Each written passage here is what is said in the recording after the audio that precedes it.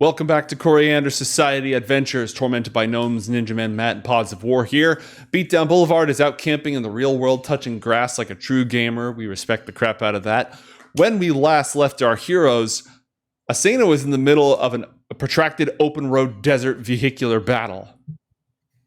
Jumping from vehicle to vehicle, landing on vehicles, throwing those vehicles, landing on those vehicles again, trying to keep up with Duke Chungus and his road raiders. As the battle continues to tear, we turn our attention for a moment to see what's been transpiring with John Carmichael this entire time. The plan was that he and Gastone would leave the Voski capital in a hover transport, a sleek, stealthy hover transport, make their way east across the mountains towards the shadow pits. But things did not quite go according to plan, for as the camera zooms in on this hover vehicle moving through the night, there's only one occupant inside, John Carmichael himself. Matt, why don't you tell us the rough details of how this happened? Unless, from our cinematic perspective, we want it to remain a mystery.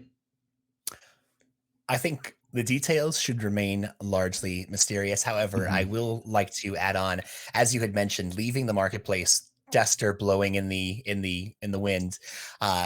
We find that evening John retiring back to his room with Gastone, and he explains that reports from Casimir ended up reporting to John that there was a large sandstorm building in the east, and that to leave now would make things extremely difficult for us. And John had other preparations. He had spell bullets he wanted to make, scrolls, potions, and the like, and he hasn't really had a chance to have some downtime, so he was going to take this time to keep them safe, stock up, and suggest that Gastone do the same.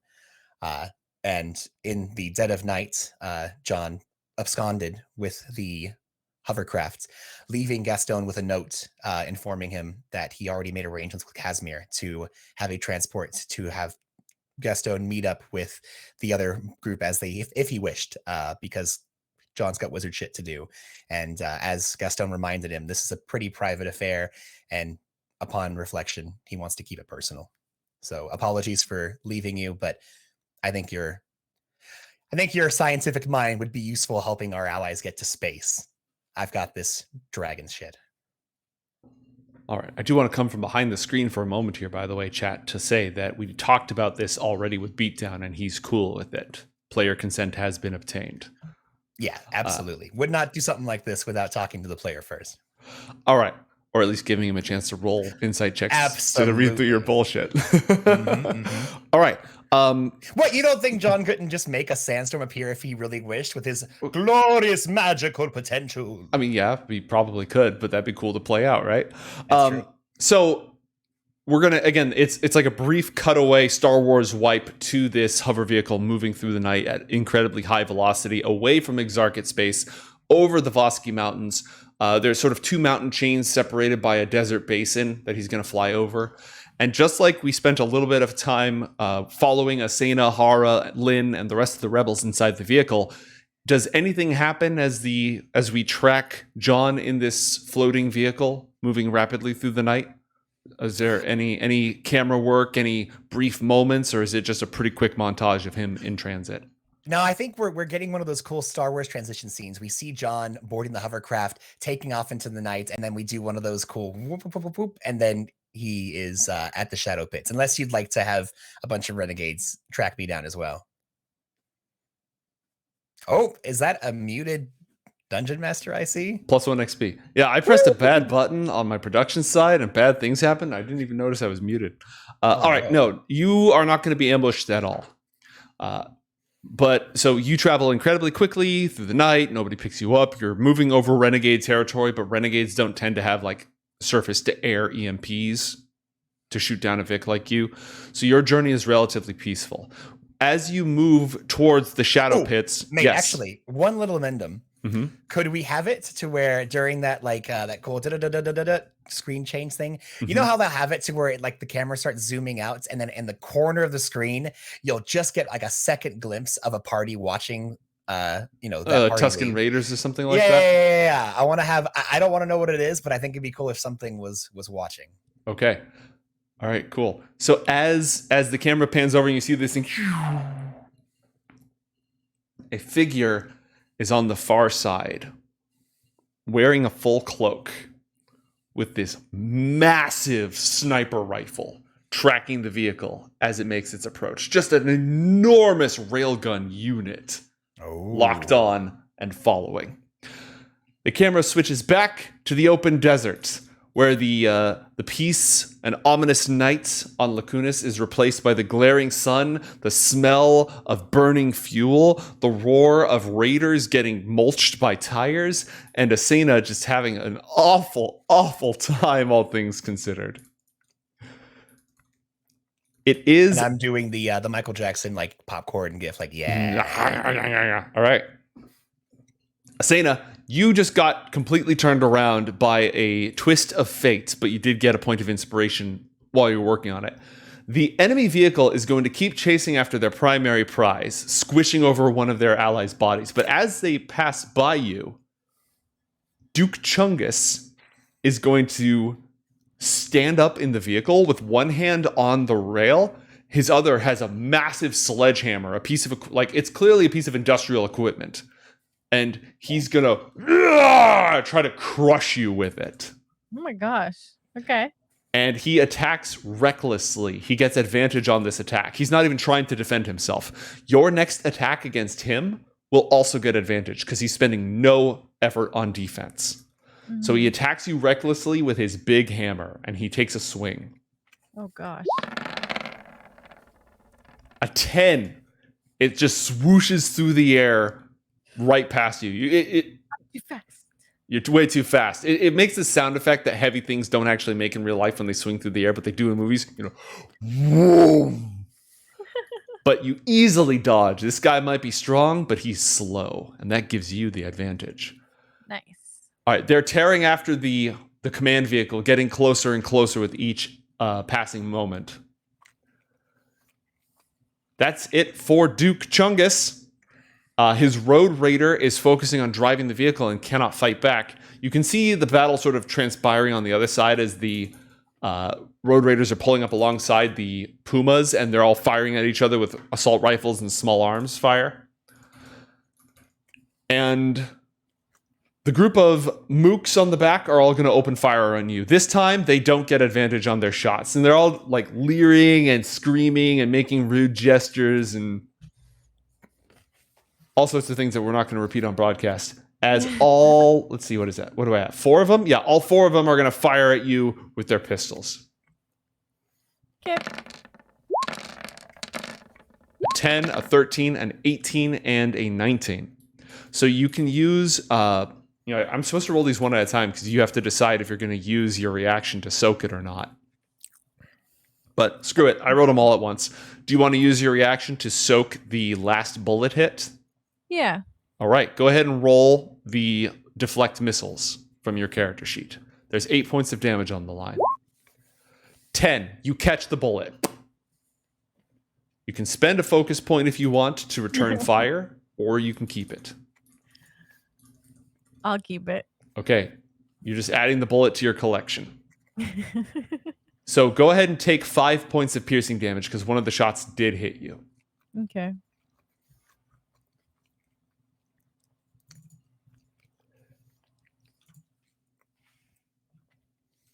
A fine addition to my collection.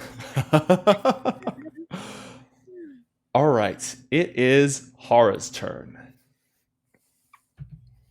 And due to my inspiration from the previous interaction, she's careening right into the rest of the yeah, like she's basically removed. She looks over her shoulder like she needs to go back and help you, but finds herself directly on top of one of the other attack groups that's chasing one of the Pumas down. So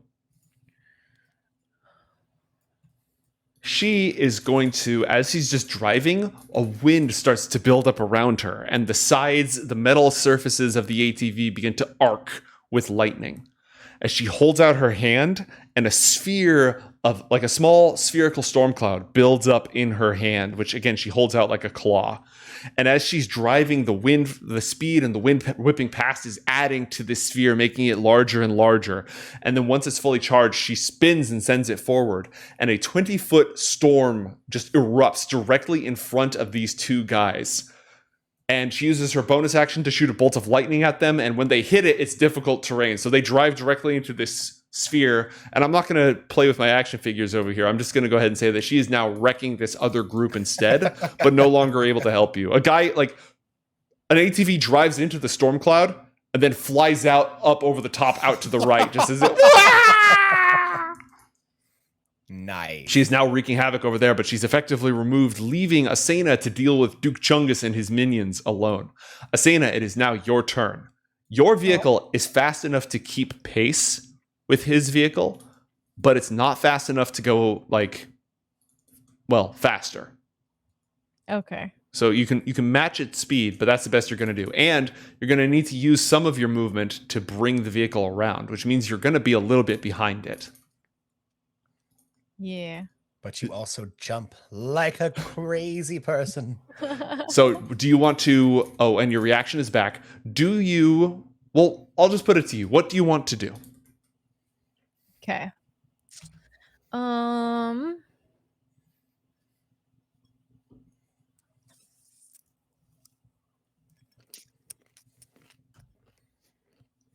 This gun has a turret. This thing has a turret. Nope. Nope. It's like a Halo Mongoose, where one person is driving in front and the person on back can fire. Just carry the flag. Exactly. Wait, but you have a turret though, right? I think it's in the car. Yeah, it's not done yet. It's not done yet. Yeah. Well, then let's see here. Now, you can try to drive and shoot at the same time. It's going to mean that if you have to do any like controls with the vehicle, you'll have disadvantage because you only have one hand on the handlebars. But you could stand up in the saddle, drive with one hand, and fire your shotgun with the other. That is an option. But you have lots of options. I think I'm going to try to break something off of this vehicle and throw it like at the undercarriage of the other one. Oh, okay. What sort of piece do you have in mind? I don't know. There's like a pipe or some sort of like handrail. You know, like there's like something that like one guy hangs on to for stabilization or something. It could be anything, really. Okay. You're going to rip, because it's only an ATV, you're basically going to rip like the axle or half of the chassis off of this thing. Okay. Or you could just hurl the whole thing. Well, I'm on the thing. You are on the thing. If you rip a piece of it off, it's going to make it harder to drive. It'll still be doable, but again, it might have disadvantage when you make certain driving checks. Because again, it's an ATV. It's already pretty stripped down. It's not like there's a lot of excess frame on this sucker. Is there a spare tire or something? There's not a spare tire. Oh. The spare tire is probably with the main convoy. Yeah, I guess I know this is really risky. I'm probably gonna. I don't know. She hasn't really thought this through, so she's just gonna do it. She's playing it by ear. What are you doing? She's gonna break a piece off of it and throw it at the other car. Okay, roll an athletics check. Give me a break. Give me a break. Break me off a piece of that ATV. 18. There we go. You get some leaf springs, and you just like, well, guess I don't need shocks. And you pull that whole thing out, and you hurl it in front of the other car. The driver, a road raider, has to make a check. And even if he succeeds on this, he's going to lose some speed. All right, a dexterity saving throw.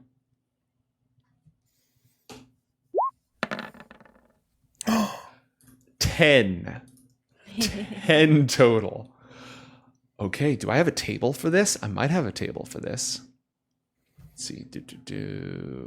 And mate, while you're prepping this, we had a treasure last time, and we just got a treasure as well. Okay. With the intention of a spare tire or part. Okay, well, if it specifically says a spare tire, then there's a spare tire on it. Which means that you can do this thing without damaging your vehicle. Okay. I mean, I like that. Nice. Okay, the driver loses control of the vehicle. I'm going to roll 1d100.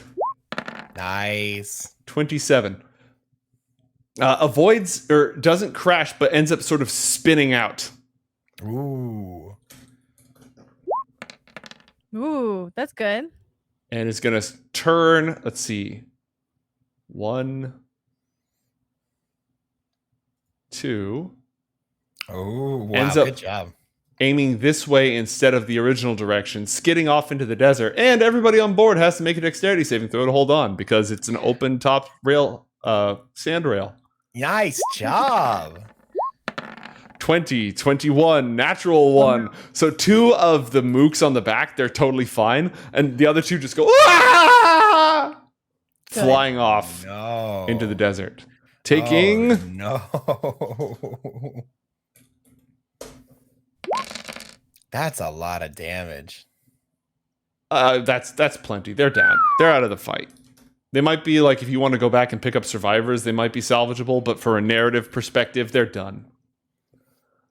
So I shouldn't go run them over? Oh, you absolutely can go run them over. That's allowed. Oh my goodness. All right, so the road raider, the guy driving the vehicle, has a special ability that gives him advantage on any save to avoid losing control or getting pushed out of the vehicle, etc.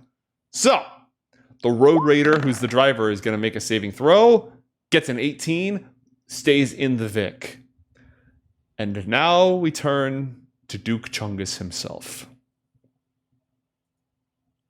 Chungus, what you gonna do? He got a 12. So as he swings his hammer at you, and he's driving off, shaking his hammer like a Tusken Raider, you throw an axle, it goes flying, you throw the spare tire, it goes flying over, lands him directly in front of the vehicle. He looks at it, bug eye, it hits, and he goes, "Ah!" flying into the desert. This is 100% not going to kill him, but he's going to land prone in a random direction. He takes 21 points of damage. 1, 2, 3. Let's see. Nope. 1, 2, 3, 4, 5. 1, 2, 3, 4, 5, 6. He basically flies off over here, lands in the desert prone. The vehicle lost all of its momentum. It's going to be able to accelerate, and it will eventually be able to catch up to the mobile command, but that thing is out of here. Now, you've used an action to throw that, but you haven't used any of your movement yet. What would you like to do? I'm going to try to ram my car into that car. Directly into the car? Yeah. Okay. Ramming speed, and your intention is not to die, right? This isn't like your final stand, right? Because if it is, you have to make a wisdom saving throw in order to actually execute that maneuver. But I mean, I'm trying not to die. Maybe I can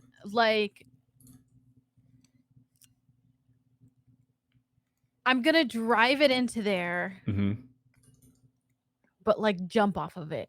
Yes! It doesn't, I don't get hurt. Okay. So maybe you could just jam it going that way. Okay, so you're going to roll a driving check, which I don't know if... Thing? Yeah, I don't know if you're proficient in that. Oh, no. Here's what we're going to do. You're going to roll 1d20 plus 4 with advantage. So roll it twice. We're rolling 1d20 plus 4. 8 and an 18. As you bring the vehicle around, you sort of go out into the desert for a little bit and then accelerate to build up as much speed as possible. And you go crashing right into it. Now roll a dexterity saving throw to jump off at the last second. Okay. 12. There's that 12 again. Would you like to use that inspiration you got earlier? Yeah. Okay, roll again and take the better of the two. 13. All right, a 13 just barely clears it. Roll 3d10, and that's how much damage that both vehicles and all the occupants of the vehicles are going to take. Oh, no. And because you made your save, oh, wow, that was not very good at all. Not good. All right, you just kind of bump into it. Today. You are hard cursed today. This is not going well for you. All right, well, you did 7 points of damage to everybody involved, and you jumped off the car. Where do you want to land? Yeah, I want to land closer to Chungus. Okay, go ahead and move yourself as you just kip off. Go ahead and place yourself in the sand somewhere near Duke Chungus. Yeah. I don't want him to head to the other vehicle, so... Mm-hmm. Oh, the other vehicle is about to move 120 feet and basically be off the map. Like, you've all been sort of moving, but because you you arrested their momentum with this maneuver, the other Vic is, at the end of this round, it's gone. Unless they can get back up and moving again, it's gone. All right, good for all that? Yeah. That was a good turn. Crashed the car into the car. Damage didn't go great, but, we'll take what we can get. It's mostly because you didn't have a whole lot of space to build up speed. Yeah. Otherwise, it would have done more damage. All right, it is now Duke Chungus's turn. He stands up. Oh, I didn't take his 21 points of damage earlier. Or his 7 points of damage, right? Oh, wait, he wasn't in the car. He wasn't in the car. He got hit from the first impact. He stands up, takes his shotgun, and just tries to shoot you in the face. Oh, no. And because it's a shotgun within 10 feet, if he hits you, he'll inflict double damage. Oh, no. Right? He fires. He fires. Oh! 8!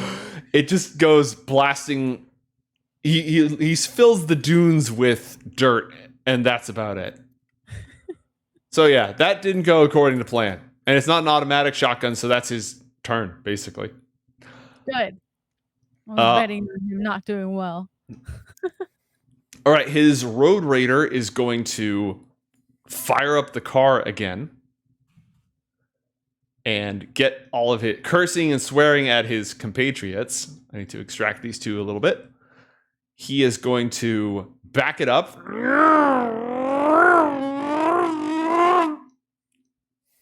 Let's see, that's 60 feet. He's going to back up another this far. And then... No, he's not going to try to run you over. That would run over his boss, too. He's going to back up to build up maximum speed, and then he's going to keep driving. But by this point, he's already lost 60 feet of movement, so the other vehicle is going to just be significantly ahead. But they have started driving again. They're on the move. And all the goons who still survived, both of them, are going to keep firing at you. You still haven't used your reaction, by the way. But neither of them hit. The bullets just... Oh, not me. All right. Nice. You think we were fighting stormtroopers. Okay. So, John. Yeah. You have been traveling for several days. Not as long as Asena has to travel, because you have a much shorter distance to track. And you are approaching the Shadow Pits. You know it's in a place where two mountain ridges sort of come together. There's an underhang. There's a crevasse that opens out into the area. However, you also know that roll an Arcana check for me. Rolling an Arcana check for you. Oh, also, mate, just in case, I would have, before the previous day, have cast Reduce Object and had pulled that reactor that Gastone was having me carry for him and just left it with the note. That way I'm not stealing his reactor. Got it. Not stealing Gastone's reactor. Good call. Arcana 14. Okay. The enchantment, when a dragon becomes a guardian, it eats most of its horde and then merges into the surrounding land, becoming part of the earth itself. Okay. This puts a powerful spell of protection on the place. It's a duplication of the Mirage Arcane spell. It takes an entire 1 mile area and completely changes it. It's a powerful illusion that is so powerful that it actually has physical reality. It's not like a hologram. If you don't know that it's an illusion, the entrance to the Shadow Pits literally is gone. And unless so you know how to find it, but you only because you've already been there before. Anybody else who you said, yeah, you have to go over here, they wouldn't be able to find it. They wouldn't be able to find it. Oh, wow. Yeah. That's cool. Without Hey, true sight or mate. something else like that. Oh, yeah, absolutely. Real quick, did I recall? Well, so first of all, Jirgaka Daruarte, I have it written down somewhere else, but the dragon that I slew and bonded with the landscape, was it able to cast? It was able to cast spells, right? Yes. And is it still like in a state of like not quite life, not quite death? Is it still like a creature, or is it gone merged with the? It has become a terrain effect. It's become a terrain effect. Okay. Yeah. Gotcha. That helps. And I like that. Cool. All right. Yep. That's all I necessarily needed for that. So you and your gun are able to, you're going to need to find a place to land. It's not possible. You're going to have to land and approach on foot. Yeah. And the machine, the vehicle, is going to interact with the illusion as if it was physically real. So you need to park basically in a semi-wide canyon. The craft touches down and you emerge from it. And the shadows here are longer and colder perhaps than they ought to be, as you wind your way through the canyon, passing through places that look like completely physically solid, but because you've walked this way before, you're able to move through the illusion. And as you move through the illusion, it's like you just walked through a curtain of cold, sticky water. A chill passes through your bones as you get closer. Is there anything you'd like to do or specify as you make your approach? I do actually, because I know that I'm here. I kind of want to check in on the pits while I'm here, but specifically, I know that if I go to the pits, I will be able to find the group that we're looking for. I was opting, and now that I know that it's in the area, I have the locate creature spell. And as long as I'm within 1,000 feet, the spell lasts for up to an hour, and it works, of course, as long as you are within 1,000 feet of what you're looking for. So specifically, you name a creature that is familiar to you, and you can sense the direction of that creature's location as long as it's within 1,000 feet of you. If it's moving, you know the direction, yada, yada, yada. If the spell cannot locate the specific creature known to you, it will locate the nearest creature of a specific kind, such as a human or unicorn, as long as you've seen it up close at least once. What I'm looking for here is, would I be able, I know that, technically the Vignar are a collection of different beings that likely run the gamut of race or ancestry. Would I be able to lock onto that kind of a group with this locate object spell? It has to be a creature. You have to do it by creature type. It doesn't work on organizations. Either a specific entity, or it's gonna, if it doesn't know how to find them, it's gonna find a creature. Yeah. Now you do know the majority of the Vignar were human. They were humans who were raised under the rule of the Ulhar, who were selected, genetically modified, and trained in dark necromantic shadow magic. So they are mostly humans. Mostly humans, but there were others as well, right? Yeah, probably dragonborn. Okay. That being said, I'm kind of out in the middle of nowhere effectively. So if I even were to try to specify, let's say, one of the Vignar that I had known, and if it turns out that somehow they're here, great. But if not, it's just going to look for a human. But if I can find a human in this area, it's likely going maybe to be them, if not some random group just kind of chilling around here. That is entirely possible. Okay. Good to know. You are walking through dark, dismal canyons with Chester at your side. You know the path into the shadow pits lies around this corner and to the left. Oh, mate, for the lulz, I left Chester with Gastone. Got it.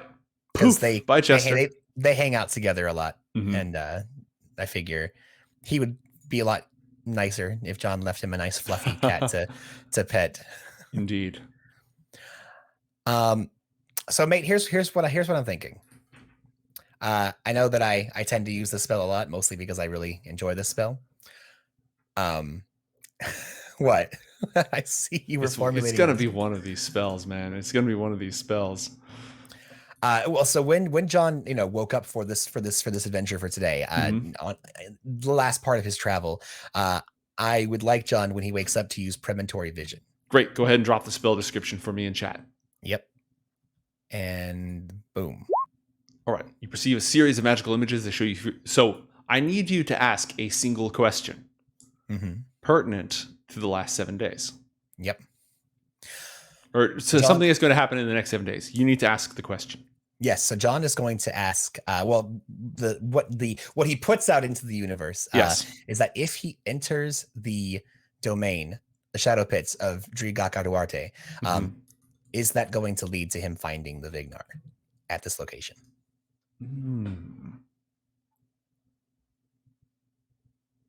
Okay.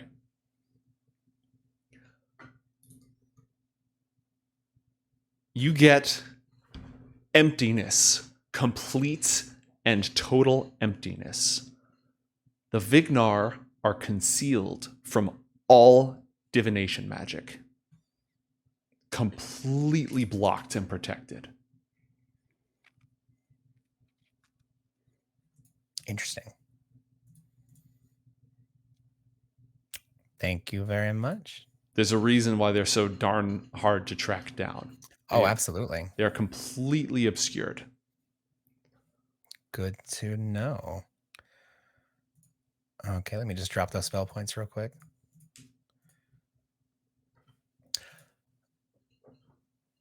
So John is going to go ahead and pop locate creature, and he's going to be locating.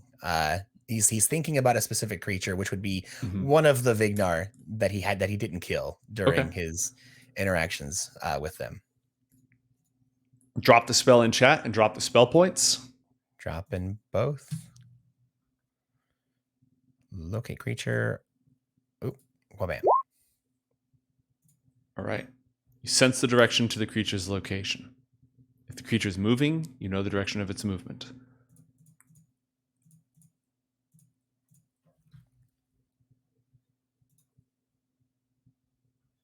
All right. You are getting an inclination. You are detecting something. And the path leads this way into the shadow pits. Or sorry, this way into the shadow pits. All right. Then John's going to go the other way. Okay. And I'm going to be keeping an eye out as I move. John's moving slowly. I am going to be actually moving at half speed and picking my way carefully as I go through here. By the way, is it lit up in here? There's a faint light from the outside. This is like not fully inside the cave. Oh, it's not fully inside the cave. Yeah, you're in canyons that are still getting some faint light. The actual caves start here. So like this is inside the cave. Any other direction you go is not going to actually go into the cave. Okay. When I move in this area though, there is darkness that is shrouding this or is it an illusionary darkness that John is able to see through? It's illusionary darkness. Again, sunlight, this is a series of canyons and stuff, so the sunlight is getting down here, but as soon as you go into the cave, it's going to be pitch black. Okay, well, you let me know if and when you want me to roll for stealth, because I'm having John just pick his way slowly, keeping an eye out as he goes, since he is alone. He has no backup. He doesn't want to fall into any sort of awful trap. Also, is this a wall, or does this go somewhere? But that's just the edge of the map. That's like away from the caves. That's not going into the caves. I see. Okay. Give me a stealth check. Roger that. And wabam. And John's passive perception is 21, although he is making checks as he needs to. Nice. Okay, I'm going to roll a stealthy check.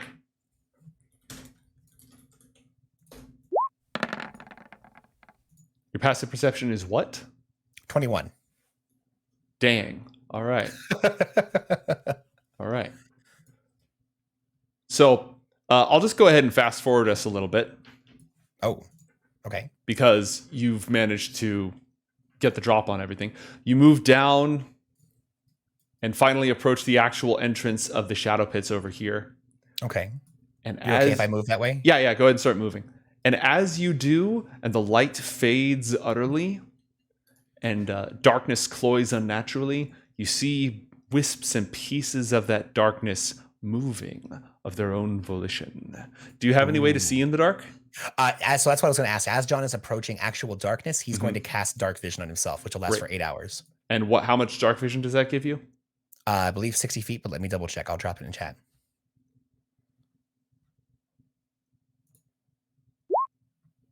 Uh, 60 feet. Yes. Okay. There are multiple undead shadows slinking about. And something worse hangs from the ceiling.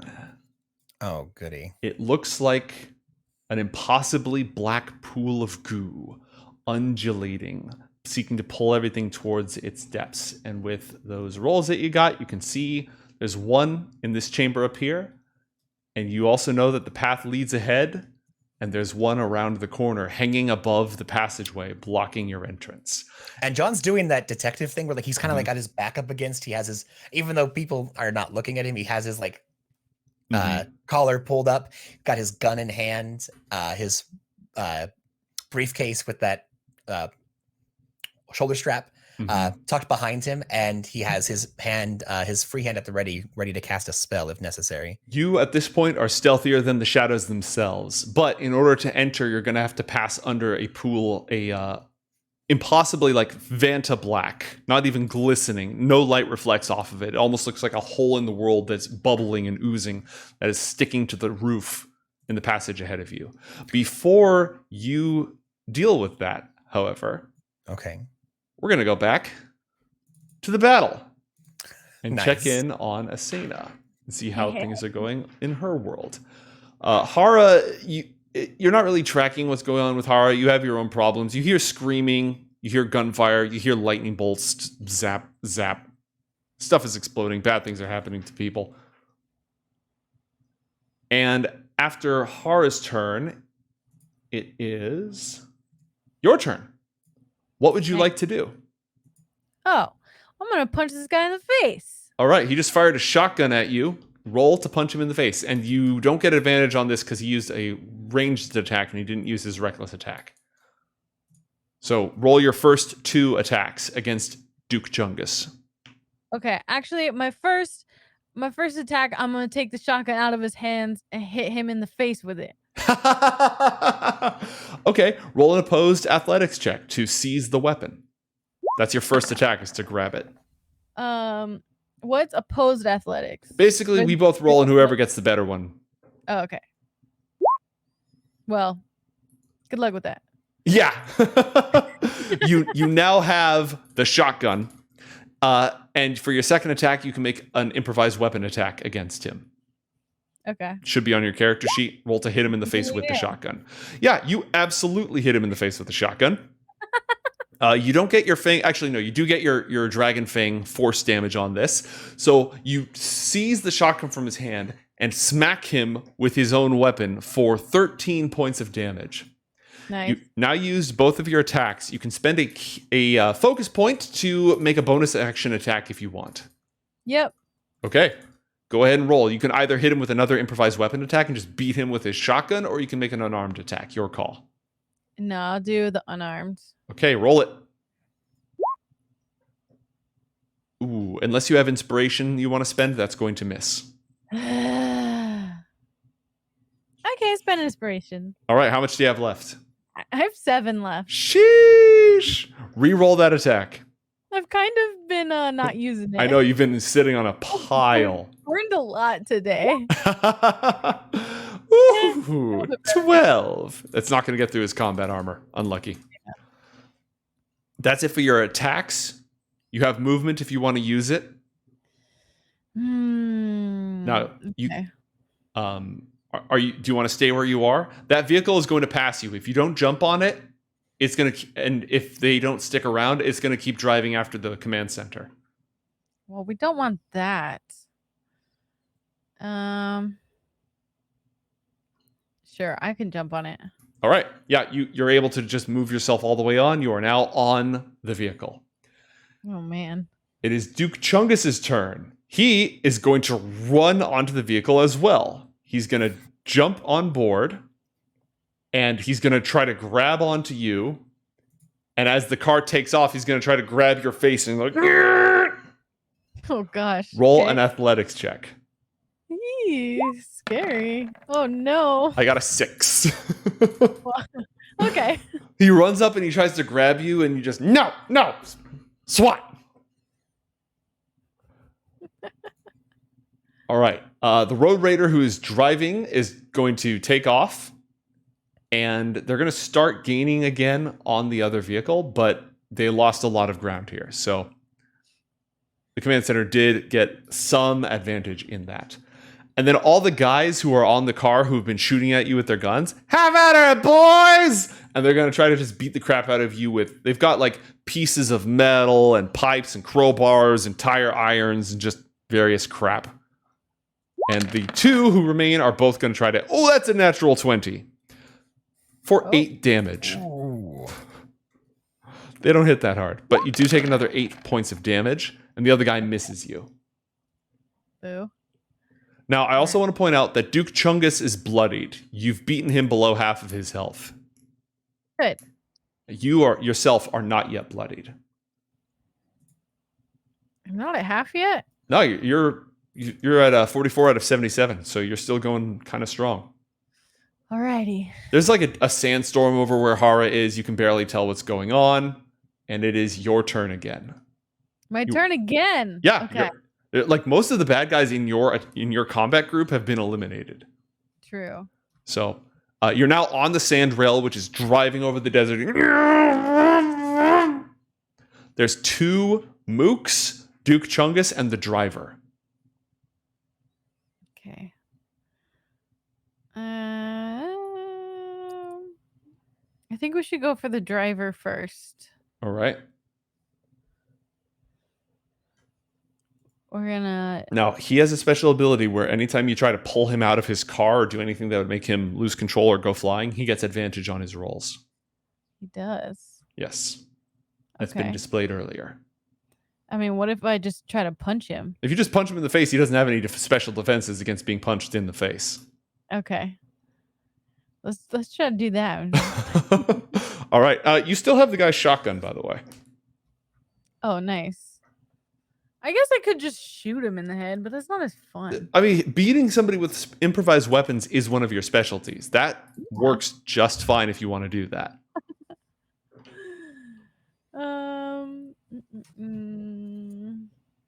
Healing boost. Nice. Thank you, chat.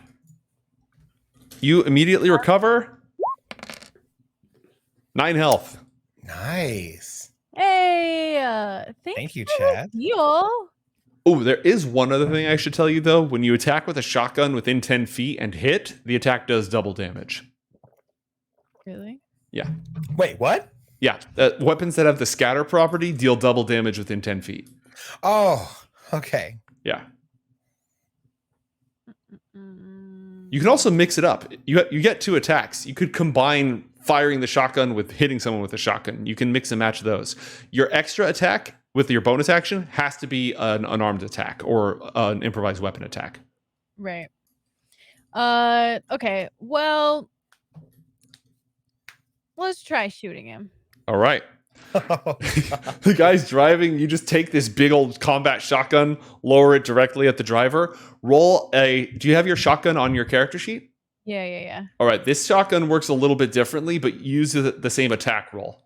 Okay. All right. So that's your double barrel shotgun. I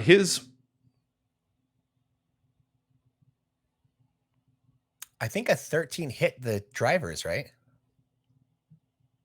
This is a better driver. Ah. Yeah. So that shot actually missed. Okay. Yeah, I'm really frustrated, and so I'm just gonna use my fist this time. Okay. Roll an unarmed attack. Or an improvised weapon if you want to hit him with it. All right. The unarmed attack hits for 5 points of damage. Ow! Do you want to spend a focus point? I want to spend a focus point. All right. Roll another unarmed attack. Hit him again. I want to spend a focus point to use stunning strike. Ooh, okay. So when you do that, you don't get an extra attack. The stunning strike gets applied to your last attack. Can you click on Stunning Strike so it pastes the description in there for me? Yeah. All right. So you spend the focus point when you hit him. He has to succeed on a Constitution saving throw or be stunned. You're going to stun the driver. That's not a bad move. All right. So he has to roll a Constitution saving throw. And mate, just to clarify, this doesn't take the place if she wanted to do an extra attack. Mm-hmm. It's just whenever she does an attack, she can try and stun someone. It burns through key points quick. But yeah. All right. What is the DC on your abilities? You got a 15. Ooh. Let's see if we can find that. I believe we wrote it somewhere. I put it under her spells, so it's her wisdom. It's a DC of 13. All right. So he is not stunned. Okay. You can spend another focus point, if you have any left, to just make your bonus attack. I have 2 more. But come on. I mean, technically, you could hit again and try and stun him again, but that would be all your focus points. Yeah. Okay, I'm burning another point to hit him again. All right, you're down to 1 more. Roll an unarmed attack. A 15 is a hit. You punch him again. He's taking... So he has to make a check on his turn to avoid losing control of the vehicle. Now, he has advantage on it because he's a road raider, but on his turn, there's a chance that he spins out or something else happens. All right, you've used your bonus action. You've used your attacks. Unless there's anything else you have, like, movement-wise, I think you're done. Stun him. Stun him. Unless you want to burn your last point to have him roll, but he has a pretty good con save. Do you feel lucky? He rolled a 10 last time. No, That's average. I don't feel lucky. I've been rolling badly all day. Accurate. No, I think I'm just gonna save it. All right. Sulking is a free action. Duke Chungus, he doesn't have his gigantic shotgun anymore. So he's just gonna, and he completely got, belittled when he tried to grab you and stick your face in the tires. So he's going to go back to what he knows best. He's going to recklessly attack you to get advantage, to swing his big hammer. A 21 hits. You take 11 points of bludgeoning damage. Thunk. The Road Raider is going to roll a dexterity, an acrobatics check to maintain control of the vehicle. He has advantage on this. He succeeds. The vehicle continues to catch up with the mobile command center.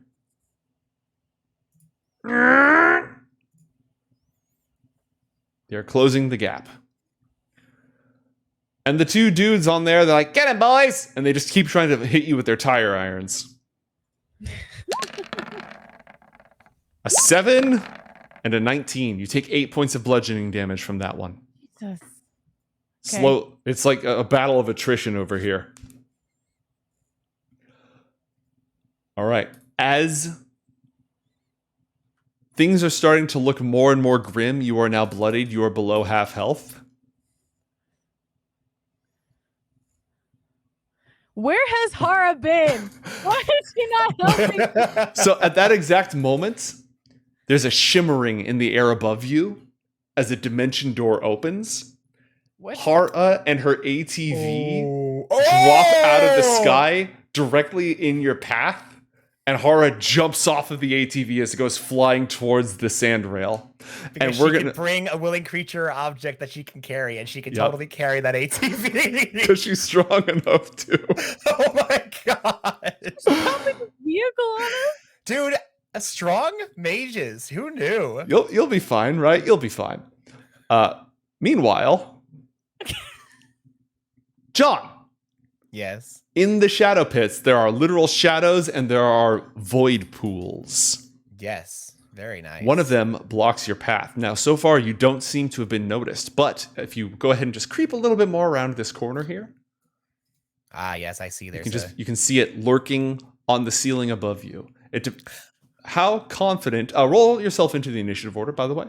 Oh, I didn't realize that. No, it's fine. I pre-rolled these guys like yesterday. Just to... Because I'm trying to do that to speed up combat. I keep running these fights with like a million different creatures in them, and so I'm just trying to pre-roll everybody. All right, well, there's that. Okay, so you're not in combat. We're just using initiative order. This thing is on Yeah. the ceiling above you. You don't seem to have been detected by anything in here. Because these void pools can move. They're not like stationary obstacles. Cool. Okay. How high is the ceiling from me, and how high is it up on the ceiling? 10 feet. The ceiling is 10 feet, or it is 10 feet up? The ceiling is 10 feet, and this thing is probably like 2 feet thick. So it's 8 feet of clearance. But it is now. Are both of these void things moving along the ceiling? They're both attached to the ceiling and undulating gently. They're not moving very much, but they're both on the ceiling. But John gets the sense that they likely can't move, though, from what Yes, you've that described. you definitely know that they can move. They are oozes. John's going to kind of keep an eye for a moment. He wants to just get a sense of, he's not in any huge rush.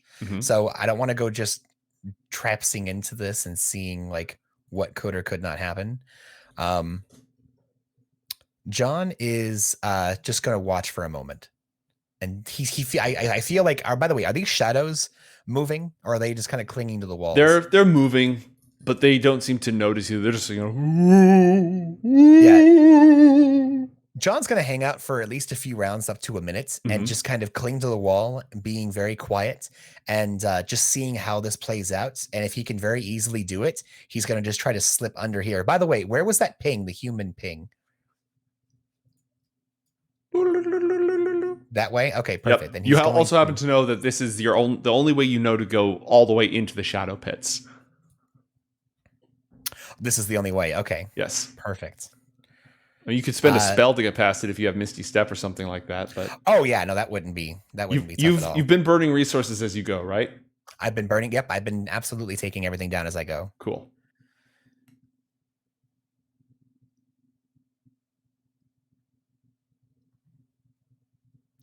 Then if this thing, is it not moving? Is it staying where it is? The shadows brush, like one of them almost brushes past you, and you just get this like feeling like somebody just walked over your grave. But outside of that, no. Okay. John is going to pick up like a rock, a stick, something in here that like is an object, and he's going to do that thing where he tosses it nearby this ooze and sees if the ooze reacts to the sound or vibration of the object. Okay, roll sleight of hand. I will do that thing that you just asked. It's taken me a moment to get from my. Oh, that's not what I clicked on. I am not doing that. Busting out flesh to stone. All right, all right. No. I would if I could, though. That'd be nice. Okay. Ooh. Ew. 11. Are you doing anything with that? Well, I'm just trying to throw the stone that way. All right. Are you telling me that I'm not throwing the stone? No. I'm not trying to hit anybody with it. I'm just kind of tossing it down the way. The sleight of hand is for the whole, like, hey, it didn't come from over here thing. To avoid giving away your position. So, are you doing anything with that? Well, I mean, like, no, I'm okay. You're going to let it ride? I'm letting it ride. I feel pretty hidden where I'm at. So, an 11 does not... An 11 beats the passive perception of all the monsters in the area. So, when the stick goes flying, the creature...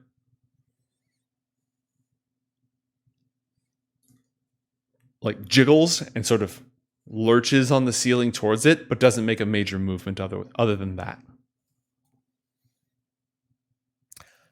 John has a 60-foot vision. He can see that there more winding tunnels within this place? There's another map that way. Okay. Basically. John is just because I think this is going to be a problem throughout and I don't want to be teleporting past all of them. John is going to turn around and like kind of hold up his trench coat against the wall.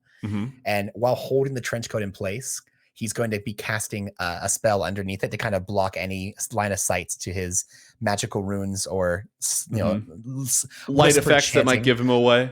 And John traces an image into the air and is going to summon a major image as part of this casting. As he turns around, he finishes combining the last bit of the runes. A small circular blue halo circles around his hand. He lets it go in the air, and the halo irradiates out and covers himself and the space immediately around him within 20 feet.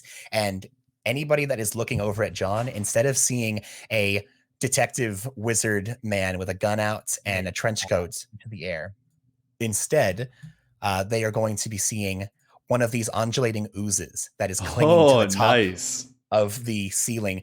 And as John is very quietly moving his way through, actually, no, make it even easier on himself. John waits a second, and then he's going to also cast Carmichael's Draconic Image, turning himself. Is that a concentration spell? No, it is not. Great. This one is, but it is not. He's going to cast Carmichael's Draconic form, and he shifts into the form of a humanoid-looking blue dragon. Okay. And will fly off the ground. Absolutely. Okay, great. That's going to be enough. You bypass the void pool on the ceiling. Both of these last 10 minutes, by the way. John's plan is to literally just pretend to be ooze for the next 10 minutes, making his way through the tunnels. And you find yourself in the deeper tunnels. Now, we're going to go back over to Asena in a moment. You have a vague roll an intelligence check and this is a check to recall things. So let me know if you have anything special about recalling things. Okay, I just dropped my spell points, and I do not have Keen Mind as the feat. Right. But do you need me to make any kind of check? I'll make an intelligence check, just a flat intelligence check. Making a flat intelligence check. Sorry, I'm trying to click on it, and it's taking a second. That's fine. An 11. 11, wow. Okay. I'm actually going to drop a deduction dice on that. All right, go ahead and drop a deduction dice on that. Where are my... Here we go. And... Did it work? There we go. Okay, a 12. 12. Very nice. All right, so you remember that through this door to the south, and also remember it's dark vision, so you have disadvantage because everything is dim light. Yes, correct. This passageway to the south leads to the control panel that you used to contact all the Vignar. Oh, very nice. To tell them that, hey, you serve Chronepsis now. But it appears to have been blocked off by a massive metal sheet that's bored into the wall. This passageway is going to lead you deeper towards the actual breeding pits. And roll a perception check with disadvantage for me. Doing that. Disadvantage, and scrolling down to perception. And so my passive perception is actually a 16 in the darkness. And you got a 16 on your check. All right. As you proceed a little bit closer, you realize that this not only is one passageway completely blocked off, but the other passageway that leads you down and deeper into the depths has been mined.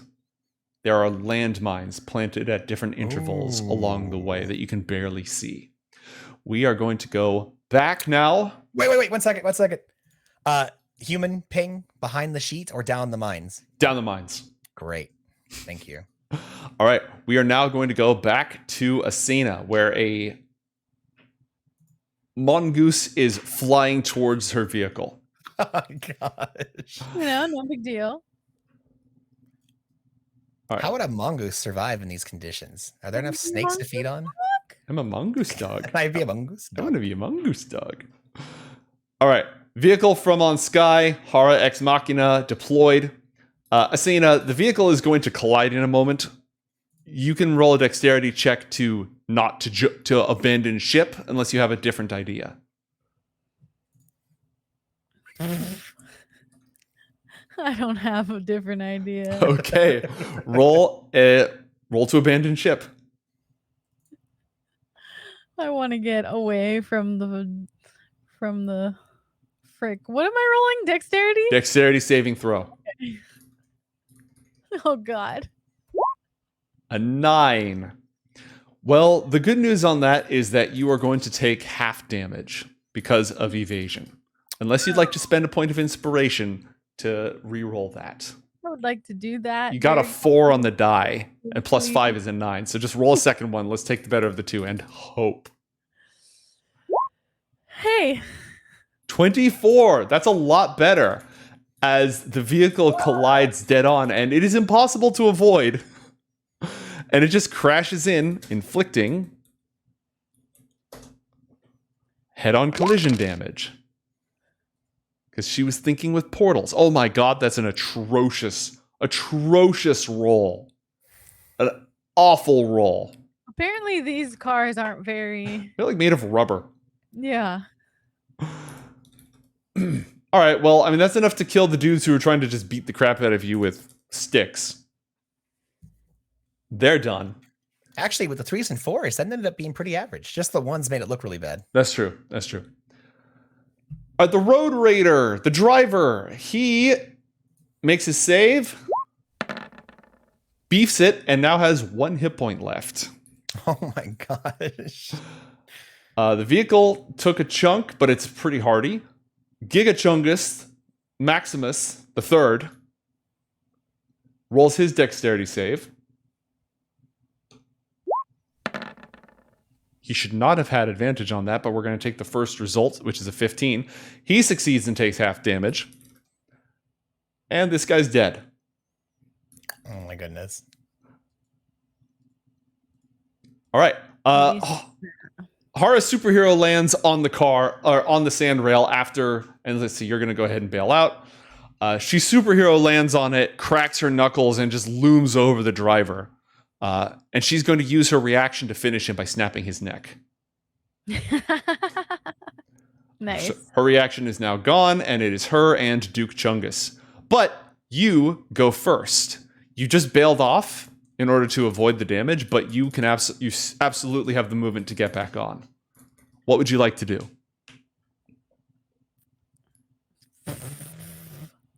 Car still works. Yep. This one that has a turret? Nope. None of these vehicles have turrets. Also, Lynn said not to use turret guns because that could attract the Exarchate, the robot people. So? What would you like to do? I don't know. Nothing's working on this guy. He's pretty beat up at this point. He's taken a lot of damage. Yeah. He's past bloodied. I'm going to jump over there and punch him. All right. You just run across the dirt, leap up into the air, and go ahead and roll your attack. 15, that's a hit. You hit him for 9 points of damage. Pow! Roll your second attack. Another 15. And another, that's literally the exact same roll. And that is the roll that was required to reduce him to 0 hit points. So what happens as Asena does a flying jump towards him? How does she take this guy down? I want to think. Ugh, why am I so bad at imagining what is happening? I'm gonna kick him in the face. Nice. Jumps where like you like sort of like spin. Mm-hmm. So that way you're going like feet first into his head. Nice. Yeah. And you kick him in the I don't face. know what's gonna happen with the car, but crunch. He goes. Duke Chungus goes down. Everyone in your attack group has been defeated. And unless there's something else you want to do, you can now reunite with the rest of the team. The rest of them have driven off the raiders because you guys took care of 2 of those groups. The survivors are peeling off into the desert. A few of the ATVs and the sandrail from the other group, they're all just going to leave because they got wrecked. Is there anything else Asena wants to do in the aftermath? I don't think so. Like, she's probably like look up at Haura, but she's like really embarrassed that she's lost so much health. Haura seems like it happens. I mean, you did just solo like the boss. Actually, I'm gonna ask her. Did you think that through? Dropping a vehicle on my head? I've seen you work before. I knew you'd be fine. You're competent. I mean, I would have done it too.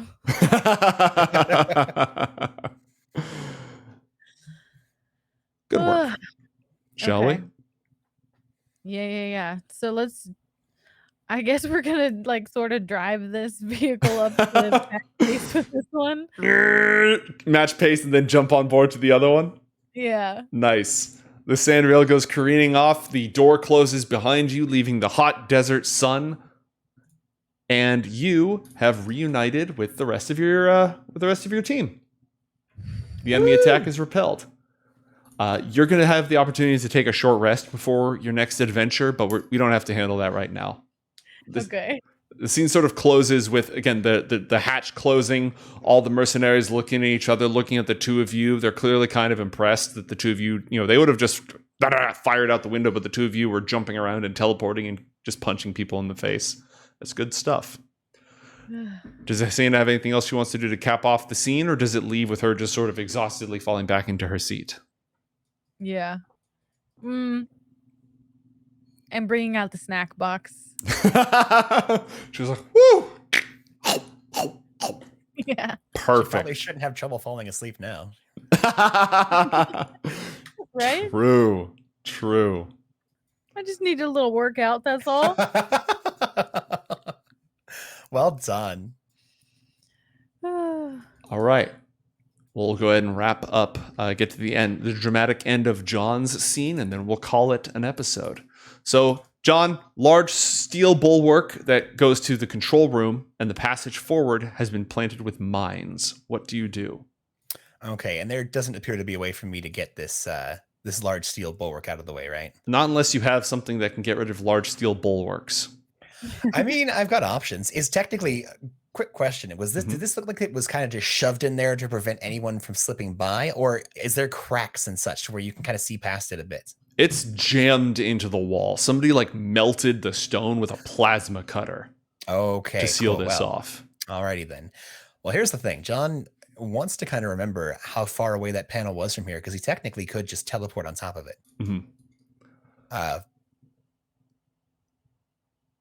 That being said, it seems like someone went to great pains to set this up. And mate, John has a hinkling, considering he put Go Argus on the place here to defend against, exactly what John's doing. Does this seem like his handiwork? Nothing about this screams Red Cross Knights. Just anybody has large stone melting plasma cutters. That's a thing that you can. Yeah, just that's like you could 100% see Manda having that equipment easily. No worries. Now, is this tunnel here? Is this also about 10 feet high? Yeah. But John can see lower, the actually landmines. Lower in some places. Lower in some places. Yeah, but you can see the mines. Roll a technology check. Okay, I'm on it. That is not going to be with disadvantage. And I'm going to go ahead and roll my Jack of all trades. And technology, what would the attribute be? Intelligence. Intelligence. Well, damn. Oh, okay. 16. These are pretty sophisticated mines. They're probably motion activated, not just pressure activated. But if he was to fly over it, does he think he'd be okay? Or so no, the flight would be detected. But your major illusion, it's a major image. It can actually negate it can create the image of no movement. So it could probably fool these sensors. But you'll have to do it very carefully. You'll need to roll an Arcana check to fool the sensors. I'm on it. To make sure that how long has it been? How much more time do I have on my illusion and flight? It's been 3 minutes. Okay, perfect. So I'm good. All right. You have 7 minutes left. I am absolutely going to shift my image into just there being absolute nothingness as I walk by. Okay, you create an image. And John's doing that thing where he's kind of pressed up against the wall, floating as far away as he can, and just. Well, keep in mind, you can't hover with those. This is very close quarters. It's not like you can hover. You're narratively speaking, there's no mechanical effect on this. Narratively speaking, you're going to need to do this by doing a wing jump over them. Then I absolutely am going to do what you just said. Okay, here goes. Arcana, you said? Yep, roll Arcana. Alrighty then. 18. It's 18, yeah. You putting any spice on that, or are you happy with it? An 18 is pretty darn good. I'm happy with that. You leap over the mines to the other side and do not explode. Oh gosh. Excellent. I'm happy with that. I'll go ahead and make my way. Oh, hey, this looks like this side has not been bolted shut. You can see some of the equipment. There is another mine in the way. This passage, leads down towards the breeding pits, and your spell detects in this direction. Also, is locate object a concentration spell? I believe it is. Yeah, so that shit's gone. Dropped. Yep. Whoopsie. Mine apologies. Yeah, I can no longer detect where humans are. But that being said, the last ping I got was this way. So unless John goes somewhere really crazy, he's assuming that way anyway. All right, I'm going to go ahead and head over to the panel since that's where where I can contact the Vignar, and I'm assuming I should be able to backwards retrofit it to try and locate them rather than just pushing to them. Hopefully, that's entirely possible. All right, John's going to. Do I need to make another check to get past this mine? Yes. Okay. And unless another solution is discovered, you're going to need to make a check every time. I'm okay with that. 21, you're probably fine, right? I believe so. John makes his way in here, and he's going to leave his image to where it looks as though past this mine, there's no one in this room. All right. The equipment in this room, first off, it's extremely dark, so it's kind of hard to see. All this equipment has been disconnected and powered down, and physically, unplugged, its power supplies severed. It would take extensive repairs and a new power source, or if you have the right some tech magic to revitalize it. Oh, it's too bad I didn't just keep that power source that Gastone put it to good use. Let's see what we've got here. So too bad you ditched Gastone. I know, that's he would really be perfect for this of me. Gosh, what was I thinking? I really wish I didn't make him go on that camping trip. Let's see here.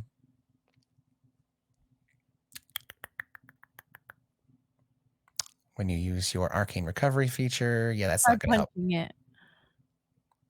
Okay, technomagy programs. I can signal boost, but I'm not sure if that's going to repair what we have here. Is it?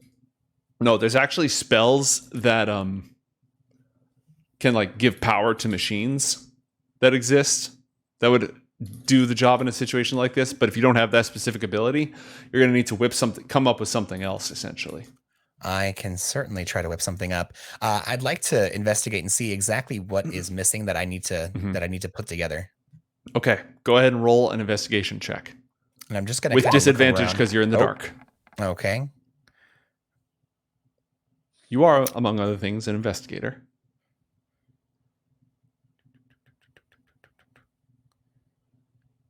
Could John just turn the light on his phone to just make the check normally while he's in here? He has the image making it look like nothing's in here. Yeah, you can do that. Here, let me put a light on your phone real quick. Perfect. Yeah, John just turns the flashlight on his magical cell phone and just starts looking around while he's in here.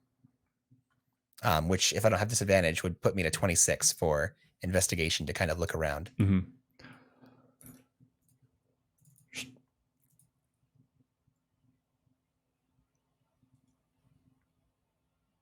All right, you now have a little searchlight with your phone. Perfect. I can't really do that cool angle thing, so John absolutely turns to make sure that he can actually... You can't rotate your token when you click on it? You don't have a rotate handle? Oh, there we go. Yeah, there we go. I have it. Okay, cool. I found it.